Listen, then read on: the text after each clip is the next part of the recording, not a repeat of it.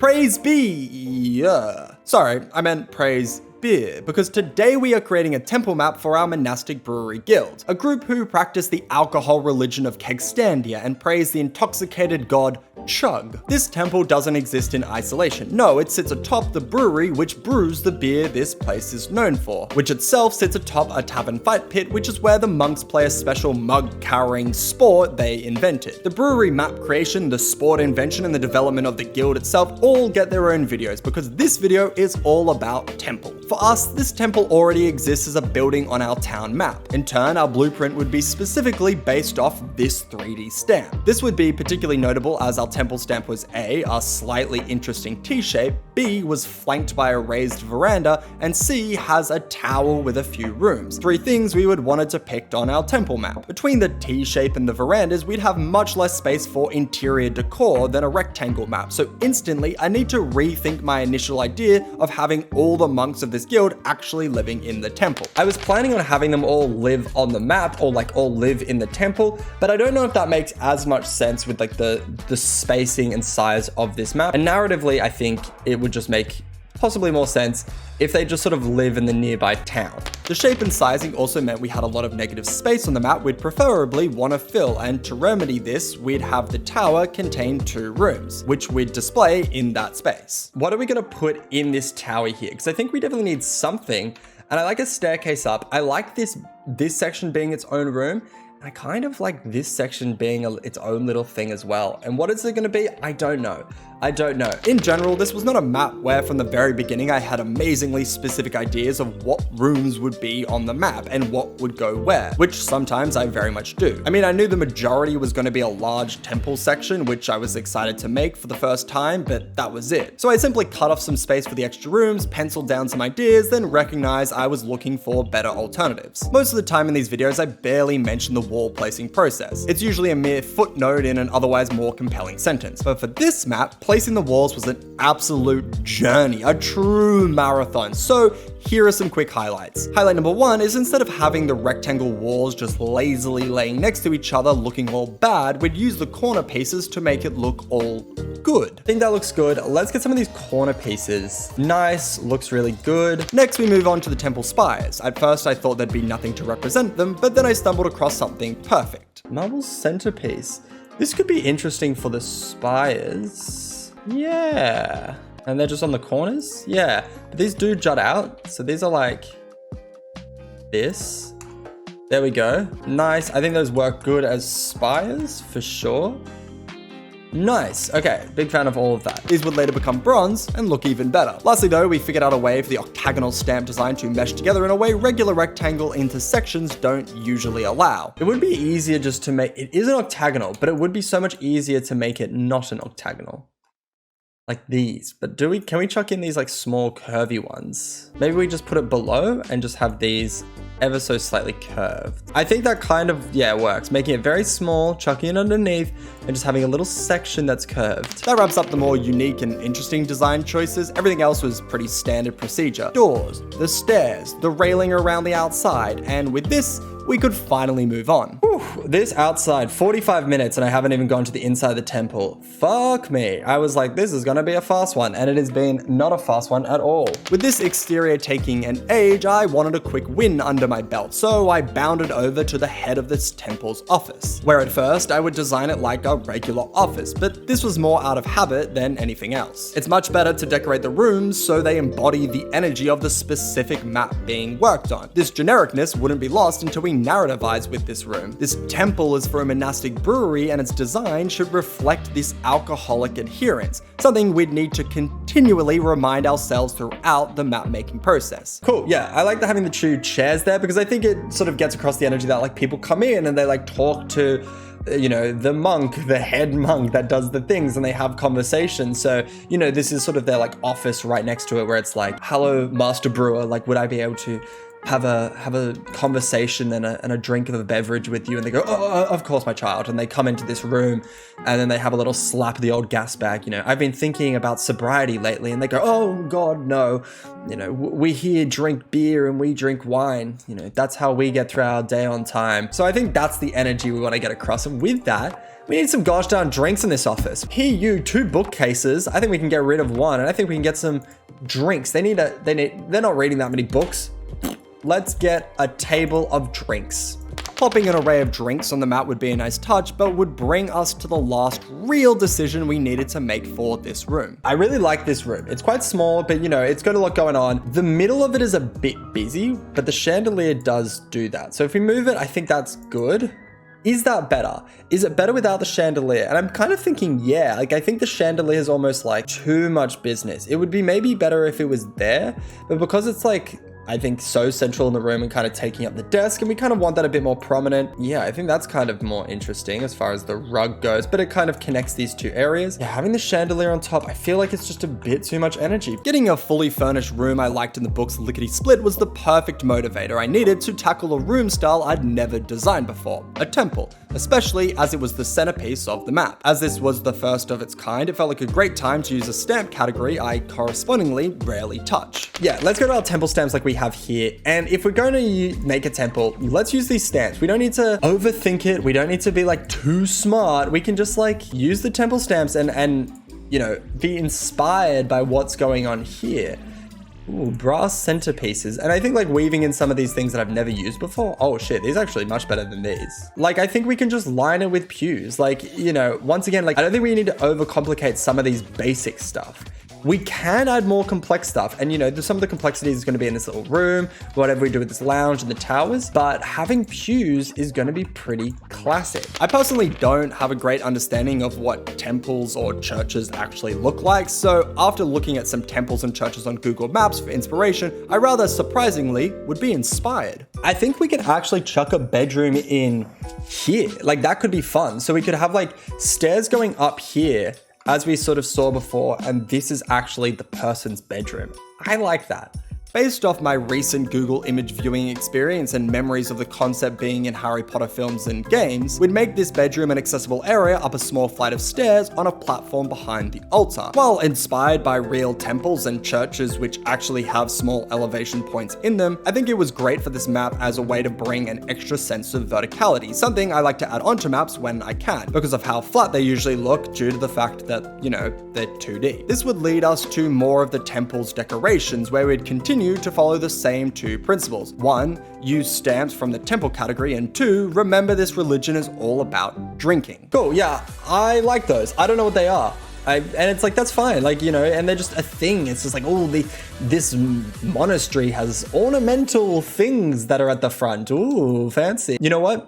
Because this is all about drinking, let's have a bunch of drinks here. That is obviously what needs to happen. Just people are able to like pour themselves some drinks when they come in. So it's like if you're bereft of a beverage when you enter the temple, then you just pour yourself a drink. One of the things you need to follow. While we are making this temple, thinking about like, okay, well, what God do they praise? What religion do they follow? And it's like, this is a monastic brewery. They follow the alcohol god. They're not just a religion who happens to make beer and wine. They also specialize in following a god that like is all about getting fucking sloshed. And when we're filling out our map, we need to make sure that we like remember this, and we aren't just sort of like making a standard temple map, which, you know, we are to a degree, but we do want to like characterize this sort of drinking nature as well. So we have that a bit, you know, there, you know, we have this in the, I guess, Master Monk's office. And we're going to add it in a couple other areas as well. These are the same principles we'd follow to make the pews, not just rows of sad, boring, empty benches. So while this place isn't going to be like full, I definitely think it can get the energy across that, like, you know, people are here. It is happening. It may be just like a regular day. You know, there's people who have drinks and there's books all over the place and stuff like that. And, you know, I picked them all to be the same type of book because if this is sort of like a religious building, then to me, they're going to be the religious doctrines book. And those would all be the same.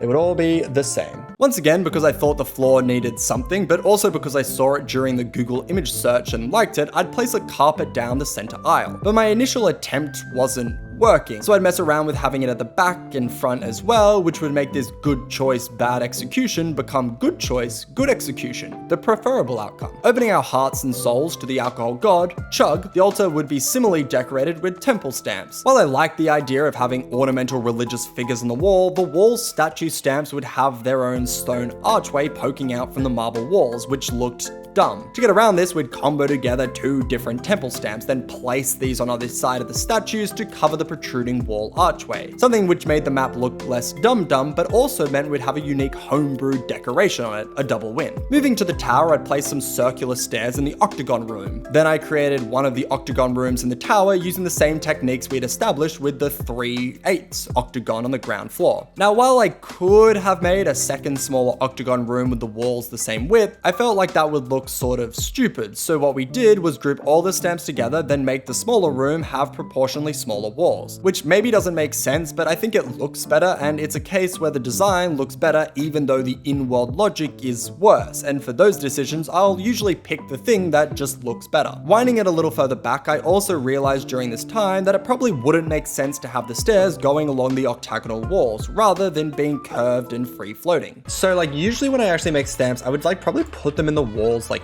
this, the staircases I mean. And I haven't done that, and I guess my question is, why did I not do that? And do I want to go back and do that? As such, I would attempt to redesign the stairs to actually follow the walls, which would work well-ish. Is this working? Is this anything? Is this something the kids are gonna be posting on TikTok? I don't know if I love that. I don't know if I'm thinking like, yes, yes, yes, yes. No other solution works. This is it. When you've hit a banger, bang, bang, bang.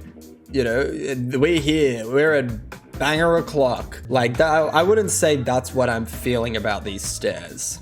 Yeah, my thoughts on these stairs are, this is not banger o'clock. After spending a solid 10 minutes working on the stairs, I'd find an awesome cheat which would avoid me placing any more. Okay, and when we get to like this bit in the center, I think it could be fun to have a ladder. Excited about the stairs, I couldn't help myself and would climb my way to the top floor of the tower to give the small space some simple decoration. Yeah, I like the little narrative of like people coming up here and just looking out the windows over the city. You know, maybe this person's looking over the Navy Yard, this person's looking over sort of the fancier, more elite area, and that's just kind of nice. It's just kind of like a simple, sweet narrative just to put on. It doesn't have to be anything like too big or too crazy, and although I think what we are going to do is maybe just add a little bit of something, like I think this backside could have a little bit of just 1 or 2 things.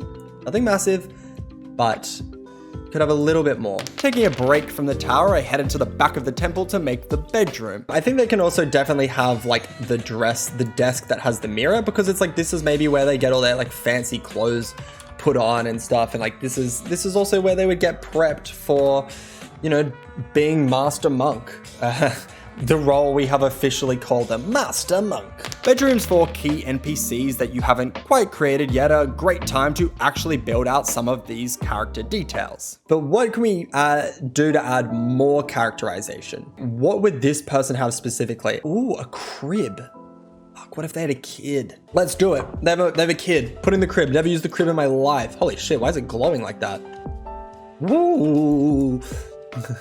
I mean, I kind of fuck with it glowing. I think it's just weirdly adopted the shadow. Okay, great. It can just be slightly glowing as a crib. We'd lean massively into the idea that this is where the Master Monk, aka Master Brewer, aka Lord of Bevies, gets prepared for their ceremonies. As such, I really wanted to have the ceremonial robes on a mannequin, which kind of exists in the form of a dress, which isn't exactly what I was looking for, but hey, no problem at all. If that's the visual representation of the ceremonial robes, so be it. The Master Monk always wears a beautiful dress. To go with our ceremonial dress, I also wanted to add a few extra adornments on the table next to it that the Master Brewer puts on for the ceremony, which would involve a special necklace, a fun mask, and a held item of some kind. And then they have their mask, and let's see if we can find a scepter of some kind, something that can act as a scepter, because I don't think there's going to be one. Golden goblet, could it be in here? Ooh, oh, a scepter.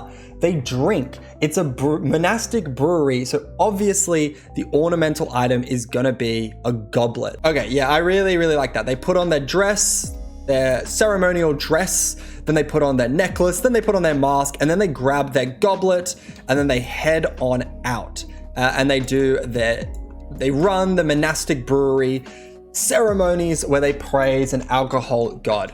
Awesome. At this point, I was still really unsure what to put in the last room, and while I had penciled in a lounge area, this doesn't really go with the temple idea and is pretty basic. So I always knew I wanted to do something better. I didn't have a better idea yet though, so I'd start fleshing out the outside of our stamp. One small issue is that on our town map, the building is surrounded by jungle trees, but from the top-down perspective, there isn't really an equivalent, so we'd use palm trees, which isn't optimal, but that's fine. No need to sweat it. The next decision to make was how much of the temple stamp we'd create. Does it make sense to do the whole walled off thing as well? Maybe we just like basically recreate the entire walled section. I think that could look actually pretty good. This was certainly the right choice, and its recreation would simply involve flipping back and forth between the two maps and then just replacing all the stamps, but this time smaller and in the corner. I love having these little encapsulations of the buildings from a 3D perspective because the exterior can give the whole map some extra flavor and help denote the aesthetic of the building and the energy of the area it exists in. Something you can do so much better than if the top-down map exists in isolation, although it can be a little tricky. Yeah, but it's like the first time I made all this, it's like I was just kind of vibing. I was just like putting stuff down. It's like I wasn't really thinking about it too hard. And now I'm like flicking back and forth. I'm like, what does it look like? What is the angles? Okay, that tower goes into the door about there. Did I nail that? Does that tower go into the door about there? Cool, yes, it does.